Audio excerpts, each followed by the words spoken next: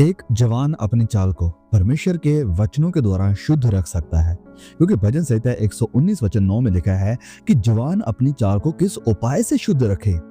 तेरे वचन का पालन करने से। तेरे वचन का पालन करने से। सवाल बहुत ही महत्वपूर्ण है कि जवान अपनी चाल को कैसे शुद्ध रखे। तो उस समय जब हम एंशिएंट टाइम को देखते हैं तो उस समय भी अपनी चाल को शुद्ध रखना इजी नहीं था।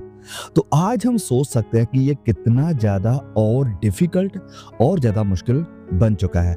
लेकिन एक जवान के लिए हमेशा से ही चाल को शुद्ध रखना एक बहुत बड़ा चैलेंज, एक बहुत बड़ी चुनौती रहा है। तो आज इस वचन की, इस आयत की हम डीप स्टडी करेंगे और जवानों के लिए ये मैसेज बहुत ही खास होने वाला है। मुझे उम्मीद है कि ये वचन, ये आज का मैसेज आपके लिए बहुत आशीष का कारण ठहरेगा। तो यस, ये सवाल कि जवान अपनी चाल को किस तरह से, किस उपाय से शुद्ध रखे। देखिए, ये एक ऐसा सवाल है, एक ऐसा क्वेश्चन है जिसे शायद कई चर्च जाने वाले या चर्च लीडर्स हो सकता है कि ये हमारे लिए नहीं है।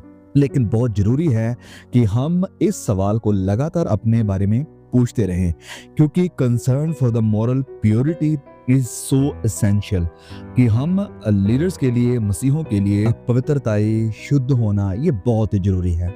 हमारा समाज आज जवानों को ये सलाह दे रहा है, ये लोगों के बीच में, संसार के बीच में ये एक कॉन्सेप्ट बना हुआ है कि जब आप जवान है तो जवानी का समय है मौज मस्ती करने का, जवानी का समय है कि अपनी ख्वाहिशों के अनुसार चलने का, जवानी का वो समय है जब आप जैसा संसार आपको चला रहा है संसार के हिसाब से चलने का। और जैसे ही आप बूढ़े होते हैं, थोड़ी एज आपकी क्रॉस कर जाती है, तो फिर आपको धार्मिक बातों में, आत्मिक बातों में, इन सब चीजों में ध्यान देने की जरूरत है।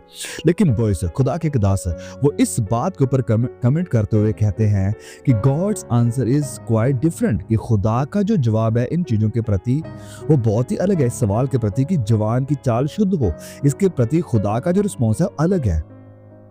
परमेश्वर चाहते हैं कि यदि तुम मेरे लिए जीना चाहते हो, यदि तुम मेरे लिए काम करना चाहते हो, यदि तुम स्वर्ग राज्य के लिए तैयार होना चाहते हो, यदि तुम दूसरे आगमन के लिए तैयार रहना चाहते हो, तो तुम्हें अपनी जिंदगी की पवित्रताई की शुरुआत से से करनी होगी। Not when you are too old, कि जब आप बहुत बूढ़े हो चुके हैं तब आप सोचिए कि हाँ अब मेरा ये भक्ति करने का, दुआ प्रार्थना करने का समय है। नहीं, खुदा जवानों को बुलाता है। जब हम बाइबल को देखते हैं तो बाइबल में कितने ऐसे जवान हैं जो खुदा ने, जिन्हें इस्तेमाल किया अपने राज्य के लिए, अपने कामों के लिए, अपनी सेवकाई के लिए।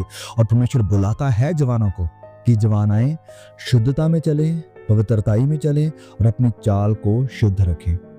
अगर कोई जवान पवित्रताई में या शुद्धता में, मोरल प्योरिटी में चलना चाहता है तो उसके लिए ये एक बहुत बड़ा चैलेंज है।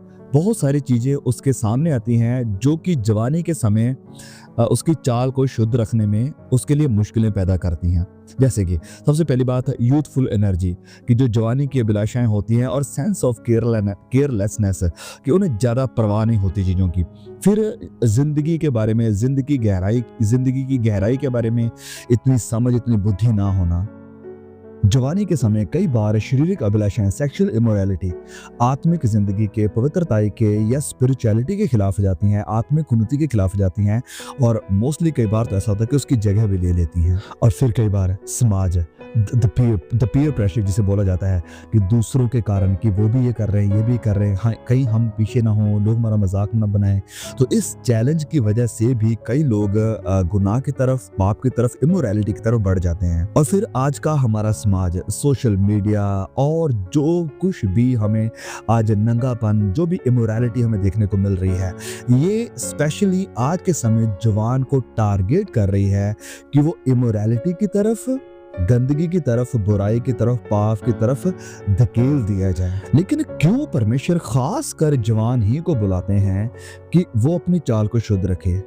Well, because God justly claims the first and the best, क्योंकि खुदा मेरे और आपके लिए उत्तम चाहते हैं, बेस्ट चाहते हैं, बेहतर चाहते हैं। परमेश्वर मुझे और आपको, तकरीबन हर जवान को बल ये बात सभी के लिए है, लेकिन जवान को उसकी गुलामी से निकालना चाहते हैं, पाप की गुलामी से, पाप की दलदल से बचाना चाहते हैं, और पाप जो इस पाप का नतीजा लेकर आएगा उससे बचाना चाहते हैं।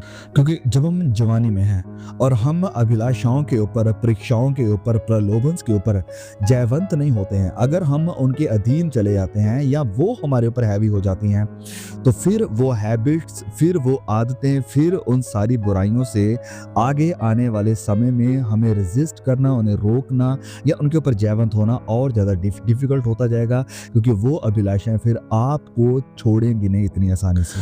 और इसी कारण हर बार जब हम खुदा की मदद से, पवित्र आत्मा की सामर्थ्य से, खुदा के पवित्र वचनों की मदद से जब हम परीक्षाओं के ऊपर, प्रलोभन के ऊपर जयवंत होते हैं और उन्हें उनके आगे सरेंडर नहीं करते, तो हमारी ये एक स्पिरिचुअल हैबिट बनती जाएगी। अब यहाँ पर ये जो वर्ड यूज हुआ है कि जवान अपनी चाल को कैसे शुद्ध रखे, चाल जो वर्ड इब्रानी में यूज हुआ है वो वर्ड है ओरेक। अब इस वर्ड ओरेक का मतलब है ट्रैक, कोई ट्रैक बन जाना। जैसे अगर एक रथ चलकर जा रहा है तो उस रथ के पहियों के साथ जो ट्रैक बन जाता है उसकी यहाँ पर बात हुई है। तो खुदा चाहते हैं कि इंसान ने, स्पेशली जवान है, अपने इस ट्रैक को कैसे सीधा रखे, कैसे स्ट्रेट रखे, कैसे शुद्ध रखे, कैसे पवित्र करे। अब जब हम इन बातों की चर्चा कर रहे हैं तो ऑफ कोर्स ये बात भी हमें माननी पड़ेगी कि ये सारी चुनौतियां, ये सारे चैलेंजेस सिर्फ जवानों ही के लिए नहीं है, वरन कई ओल्डर पीपल, कई वो लोग भी जो इस जवानी की अवस्था से गुजर चुके हैं, कई बार उन्हें भी इन सारी चुनौतियों का, सारी चैलेंजेस का सामना करना पड़ता है कि पवित्र जिंदगी कैसे गुजारनी। उनके सामने भी कई बार ऐसी परीक्षाएं आती हैं, लेकिन फिर भी ऑफन मोर सीवियरली ये जो परीक्षाएं हैं इनका सामना जवानों ही को करना पड़ता है, जवानी ही के समय में होता है। ओके, तो सवाल भजन लिखने वाले का ये है कि जवान अपनी चाल को शुद्ध कैसे रखे, और जवाब भी वो खुद ही दे रहा है, बाय टेकिंग हीड, कि वचन का पालन करने से। देखिए, ये जो जिंदगी है पवित्रताई वाली, शुद्धता वाली, ये एक्सीडेंटली अपने आप नहीं होगी। अगर हम वचनों का पालन नहीं करते हैं, अगर हम डिसिप्लिन लाइफ में नहीं चलते हैं, तो ऑटोमेटिकली, नेचुरली हम वो रास्ता चुनते हैं जो अशुद्धता का है, जो डीजेनरेशन का है, जो गुनाह का है, जो पाप का है। तो इसी कारण वचन कह रहा है कि हमें पालन करना पड़ेगा अगर हम शुद्धता के रास्ते पर चलना चाहते हैं। अकॉर्डिंग टू योर वर्ड, वचन लिखा है कि तेरे वचनों का पालन करने से। तो एक ऐसी लाइफ जो शुद्ध है, जो पवित्र है, एक ऐसी चाल जो सही है, जो सीधी है, उसकी फाउंडेशन क्या है, उसकी नींव क्या है? खुदा का वचन। Yes, the word of God. परमेश्वर का वचन हमें एक स्टैंडर्ड दिखाता है पवित्रता का, शुद्धता का, ताकि हमें पता चले क्या सही है और क्या हमारे लिए गलत है। परमेश्वर का वचन हमें सिखाता है कि शुद्धता, पवित्रता क्यों जरूरी है, ताकि हम बुद्धि को, खुदा की पवित्रताई को, खुदा की गुडनेस, खुदा की वचनों की गंभीरता को समझ सकें। परमेश्वर का वचन हमें यह भी सिखाता है कि पवित्रताई का रास्ता कितना मुश्किल है, और हमें याद दिलाता है कि हम सतर्क रहें, हमेशा हर परीक्षा से सावधान रहें। और परमेश्वर का वचन हमें सिखाता है कि आशीष क्या है, शुद्धता में चलने की, पवित्रताई में चलने की, और फिर हमें इसका फायदा क्या होगा। अगर हम सैक्रिफाइसेस करते हैं, बलिदान करते हैं कुछ चीजों को, तो इसका लाभ क्या है हमारी आत्मिक जिंदगी के लिए। परमेश्वर का वचन हमें सिखाता है कि हमें नए सिरे से पैदा होना जरूरी है। परमेश्वर का वचन हमें सिखाता है कि हमें ट्रांसफॉर्म होना, बदल जाना, तब्दील हो जाना मसीह यीशु के स्वरूप में बहुत जरूरी है। परमेश्वर का वचन हमारे लिए एक ऐसा गढ़ है कि जिसके द्वारा हम सारी परीक्षाओं का, सारे एंटाइसमेंट, सारे प्रलोभन का सामना कर सकते हैं, इनके ऊपर ओवरकम कर सकते हैं। परमेश्वर का वचन एक ऐसी रोशनी है, एक ऐसी ज्योति है जो गुमराही के, प्रलोभन के हर एक रास्ते को, हर एक अंधकार को हमारी जिंदगी से दूर करता है। परमेश्वर का वचन हमारे लिए एक आईने की तरह है जो हमारी मदद करता है कि हम अपनी आत्मिक और मोरल यानी शारीरिक कंडीशन को देख सकें और फिर पवित्रताई में चलने की कोशिश कर सकें, पवित्रताई में चलें। परमेश्वर का वचन वो वचन है, परमेश्वर की बातें वो बातें हैं जो हमें कहती हैं कि फ्ली यूथफुल लस्ट, जवानी की अभिलाषाओं से भागो। परमेश्वर का वचन हमें इम्प्योरिटी, हमें गंदगी, हमें बुराई, हमें पाप, हमें घमंड से साफ करता है, शुद्ध करता है, जैसे वचन में लिखा है इफिसियों 5:26 और यूहन्ना 15:3 में। परमेश्वर का वचन हमें सिखाता है कि हमें अपनी जिंदगी कैसे गुजारनी है ताकि हम दूसरों के लिए एक आशीष का कारण बन सके, दूसरों के लिए इंकरेजमेंट बन सके, एक एग्जाम्पल बन सके। और इस वचन के कारण शुद्धता की बात प्रभु यीशु मसीह ने भी करी, 2 बार इसे रिपीट किया, यूहन्ना 15:3 में और यूहन्ना 17:17 में।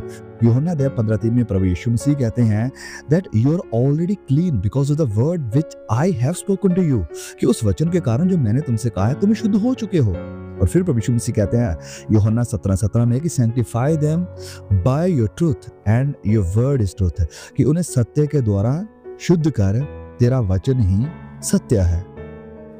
तो जवाब या बात बिल्कुल क्लियर है, पूरी तरह से स्पष्ट है कि अगर आप अपनी चाल को शुद्ध करना चाहते हो तो आपको वचन का पालन करना होगा।